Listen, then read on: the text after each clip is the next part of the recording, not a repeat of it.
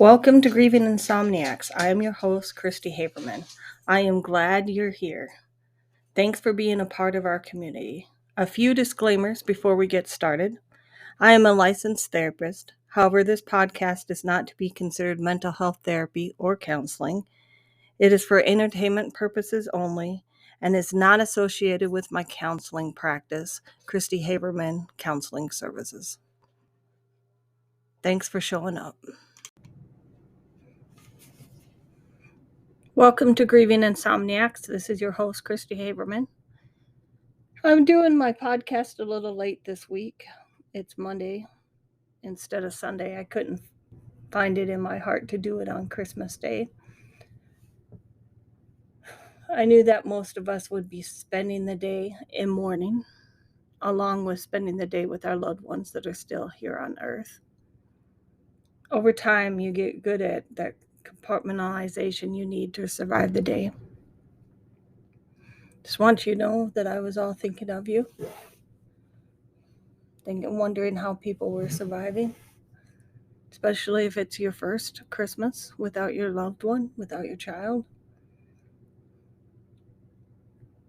So when I was thinking about it being Christmas week, I was trying to decide what topic to talk about. And then that got decided for me. So let me explain a little bit. Every year since Christopher died, we have done Christmas decorations on his grave. Well, 2 weeks ago, starting on the 13th. So on that Sunday, can't remember what the day is exactly.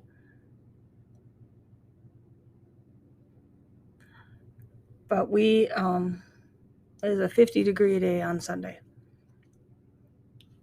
And on Sunday, we were going to put out Christopher's Christmas decorations, but we knew the next day we were expecting a snowstorm, which is no big deal. It was the 11th. So the 12th, we were expecting a severe snowstorm with 60-mile-an-hour winds.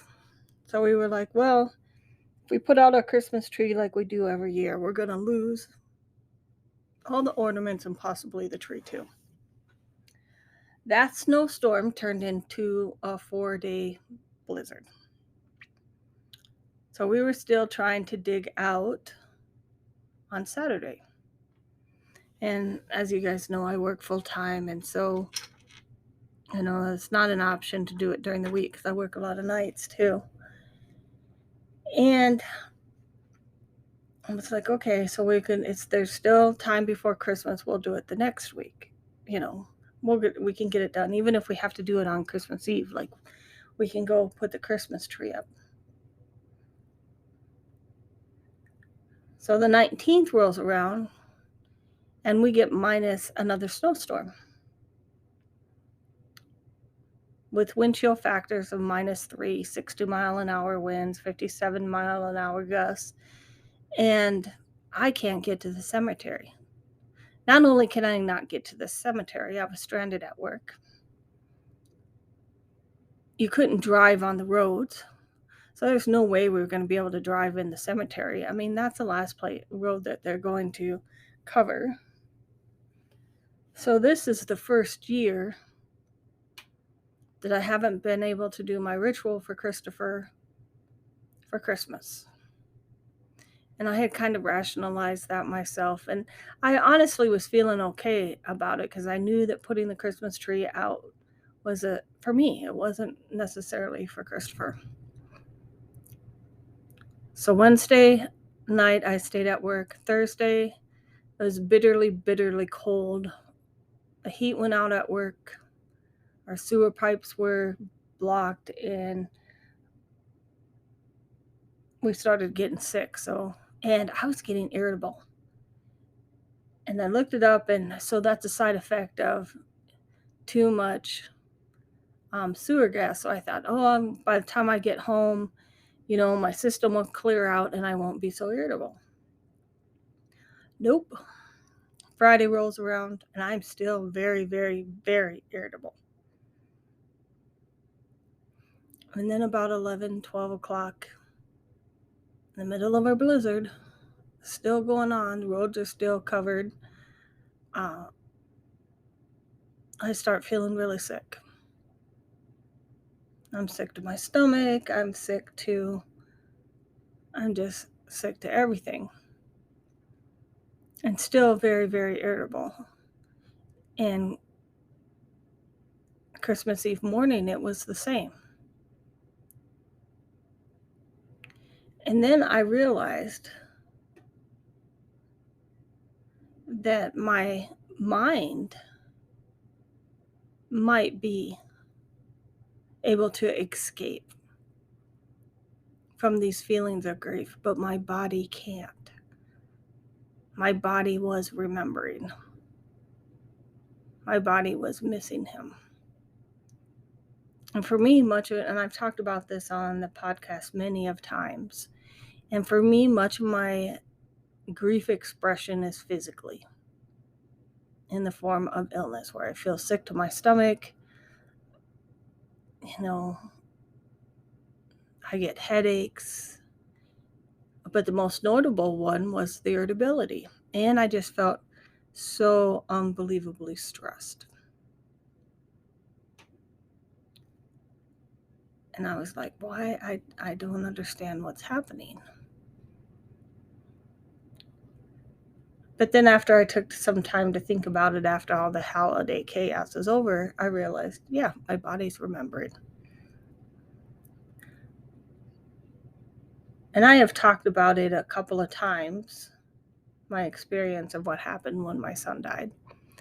And mine was traumatic, which means one minute he was there and the next minute he wasn't.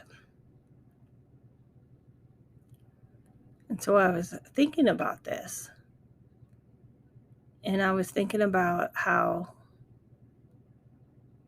as I move through life after grieving, after having that experience,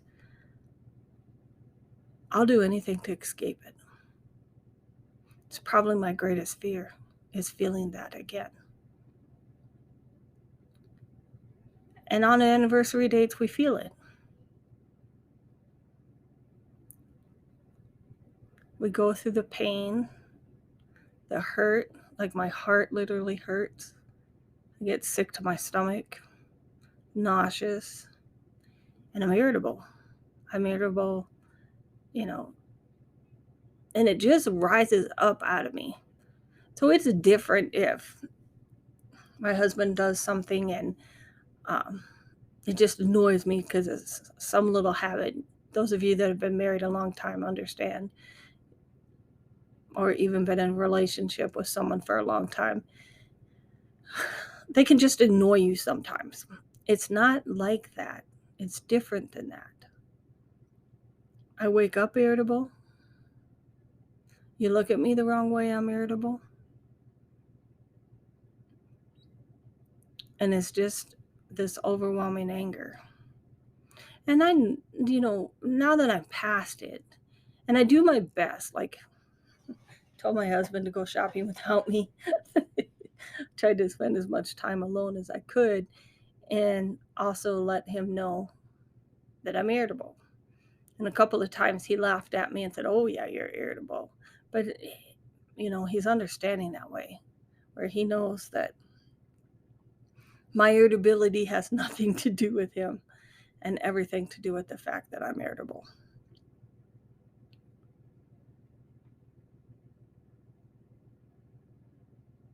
And I just have to remember that my body remembers. My body remembers what that feels like, what the pain feels like.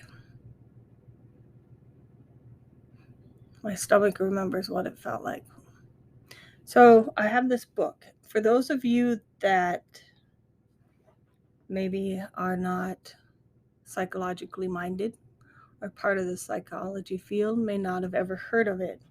It is called The Body Keeps Score.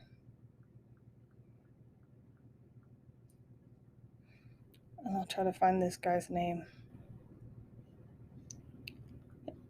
Is it Bessel?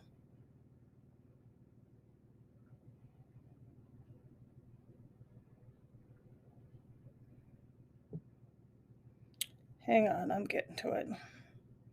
If I wasn't thinking so hard about it, I'd know it right away.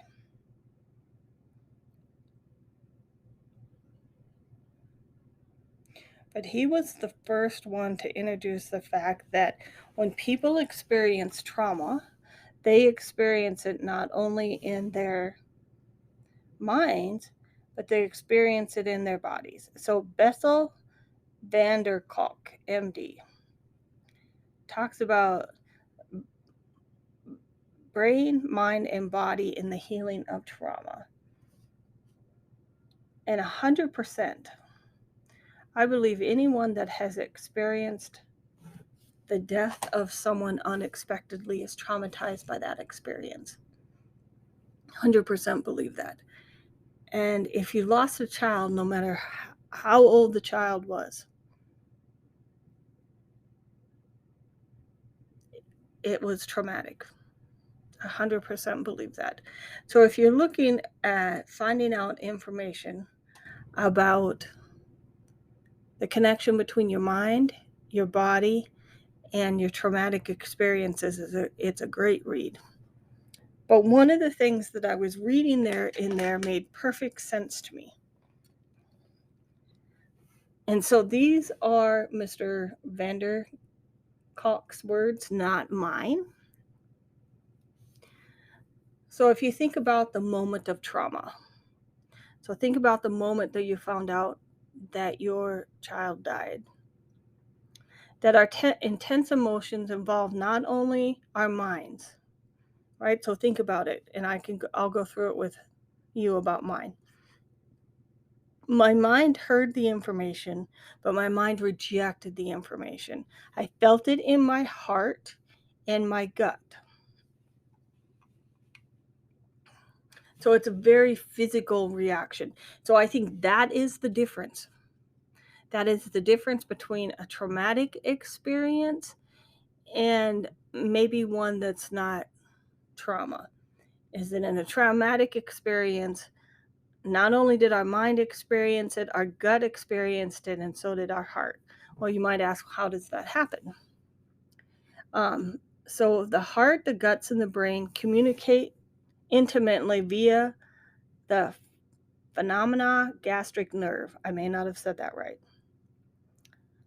But this critical nerve is involved in the expression and management of emotions in humans and animals, which means that animals have that same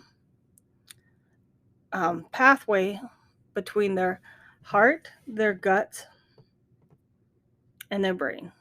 So if you think about this, when you see an animal that's traumatized, we'll use one that's been beaten, you can see it in their eyes. What's one of the first things they do? They pee or they poop in submission. It's automatic. So losing a child is gut-wrenching, and these emotions are felt viscerally. So viscerally just means that we feel them in our bodies. And people will do anything to escape from them. So when you think about trauma, you think about people that are drug addicts, alcoholics, various mental health disorders. They are doing those things in order to escape how they feel in their body. Because it just physically hurts to be in your body. So for us, Christmas time, anniversaries, birth dates, our birth dates, we are not only experiencing this grief mentally, it's important to remember that we're feeling it physically.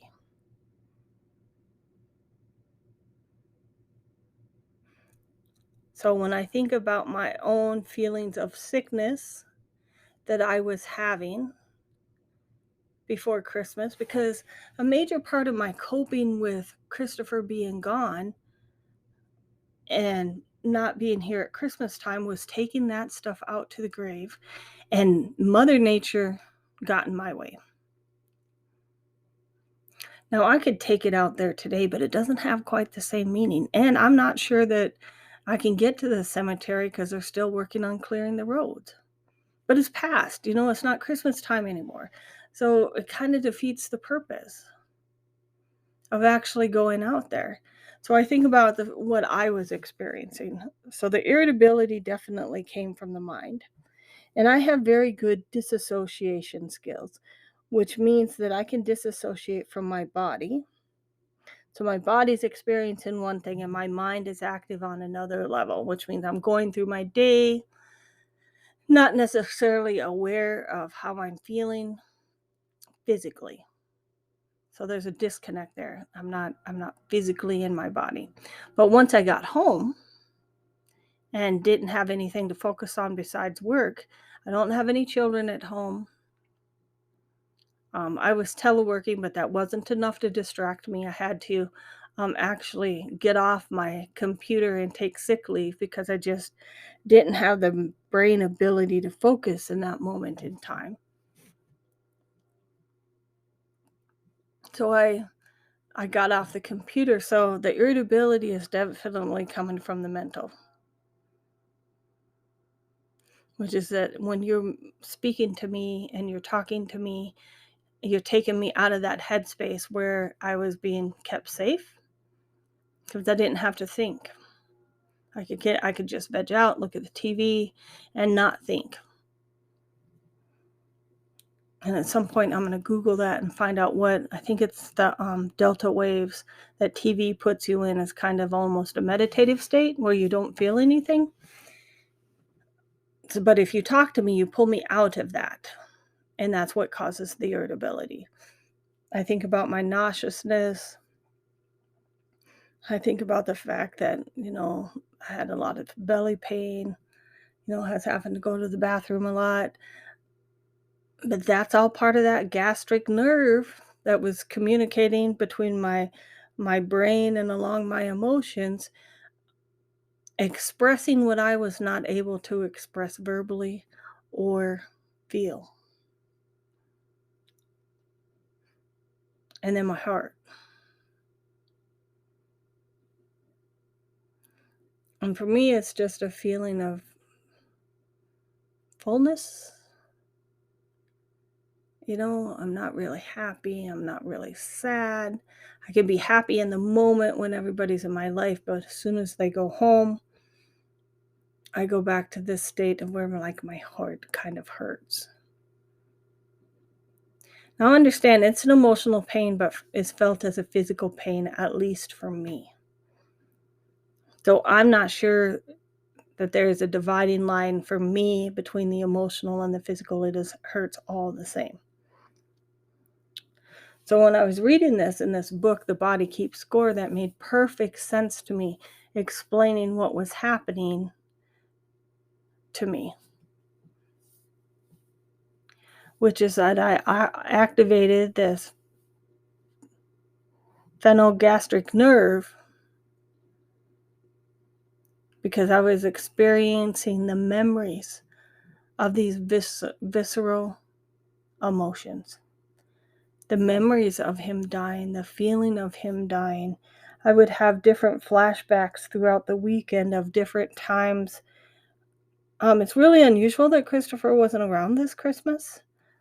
At Thanksgiving time, I believe I talked about it on a podcast where I was cooking in the kitchen and I just had this sensation of him popping in my head. Last year, he just popped into my head. It startled me and he started laughing, and just this is all stuff that I see in my head. So, he hasn't really been around. For some people, that sounds really scary. For me, it's just one of those ways that I stay connected. And so I'm missing a little bit of that too. And so this whole experience of this whole weekend has been a little upsetting. So I talk about all of this so that I can help people that are newly grieving to understand what's happening within themselves. Our bodies all operate the same way. We all have the same, well, that's not exactly true either, but we all have the same mechanisms of operation, I should say. And so your gastric nerve may not work as strongly as mine, or may work more strongly or less strongly. But for me, there's always been a connection between my emotions and my guts and my head. For some people, there's not. For some people, maybe they disassociate more. But I think it's really important as a grieving person that we really start to understand ourselves. You understand who you are. You start to understand how you operate physically. You start to understand how your environment impacts you, how your traumatic experiences that you had before the death of your child impact you. It's really an exploration of learning about yourself. And that is the best way, I believe, to cope with grief, is starting to learn about yourself. And also, one of the things that it was in this book that I thought was really, really interesting was the concept of, and it was a child psychiatrist that was talking about how what people need to know in trauma is they are not alone. They need community. And that is what I have said about grief. It is one of the reasons why I do this podcast, is because I believe we are more alike than we are different. And I say it all this time, my experience is not your experience. However, there is enough similarities between my experience and your experience where we can learn from each other. And that's why I talk about this stuff. That's why I come on this podcast and be so vulnerable in front of so many people, so that you know that I can help you on this journey of learning about yourself and learning about how you operate. And one of the most healing things you can do is find your community. Now, for me, I'm kind of a strange duck in a way. And many of my close friends know this. I do not do groups well. So the internet is actually a really great place for me, because I can participate in groups and be anonymous. And that is critically important for me. I don't like to, even though I do this podcast, right, and I put myself out there, it's in a private format, so that I don't have to face all of the people that I'm talking to. I'm doing it into a microphone. It's just me. That's how I grieve. That's what safety is for me. Other people, they like being in a group. They like being in person. They get their community from being around those people. What you just have to be careful of is that the community that you join is a positive community and not a toxic community. And each person finds their community in their own way. So that's the other thing that I urge you to, is to find community, to find a place where you feel like you belong. And what it may look like in grief is that you may find a grief support group for children that die of cancer, children that die of overdose, children that die of suicide, children that were murdered. So each community has its unique features, and you'll find someone that is like you. And that's what helps us feel less alone, and what helps us cope with these experiences is feeling like we're less alone. Like we're not, like I remember when Christopher first died, and I only know one other person that had lost a child, and I reached out to them, and they weren't in the healthiest place to be able to help me. And I remember feeling so isolated. There wasn't a lot of stuff out on Facebook. And I don't even think Instagram was around in 2011. So it was very, very isolating. And that's one thing that has really improved since Christopher died. And I'm really appreciative of the people that have put themselves out there before I did, because they have paved the way for us to be able to have these type of conversations, is helping you find your community. So I want to recap what we talked about today. So we talked about the fact that losing our children is an experience that occurs in the mind, the gut, and the brain. All three of these interact. Those memories very potentially, not always, but very potentially are stored within your body. When you experience a similar emotion, which Christmas can be a very triggering emotion, birthdays, anniversaries. When you experience a very similar emotion to that original trauma, you viscerally, meaning physically, feel all those emotions all over again. And what people want to do is escape. They want to escape from feeling those emotions. Some people disassociate like I do. Some people drink. Some people do drugs. Some people cut. Some people turn inward so it looks like depression. Some people get anxious so it looks like it's anxiousness. But in the end, they're all trying to do the same thing, which is to escape the visceral feelings they are having about the loss of their child. So it's important for you to know, and you can't always do it in the moment. So understand, I am 11 years out. It'll be 12 years in June from Christopher dying. I have a little bit more control and insight than I did when he first died. But I have to do all of this work after the fact.